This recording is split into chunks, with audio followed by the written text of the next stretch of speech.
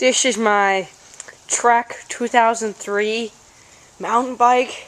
It's purple because all the cool guys have purple on their bike. So let's start out with my 48-inch tires and 19.5 spokes with this little nozzle thing that I have no idea what it's for. And I love these spokes. Okay, let's move on. I love these. I look at this reflector first. Reflectors. My RST fork and a halves.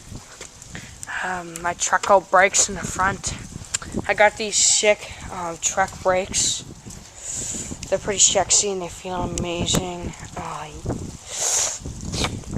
This is 7.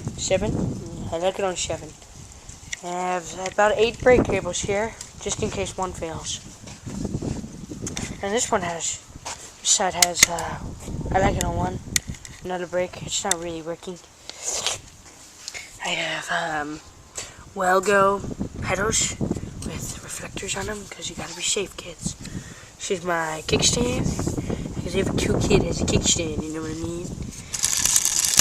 This is my cranks, and got a nice seat with a nice seat post, and there's a Treco for, oh, this is a good water bottle.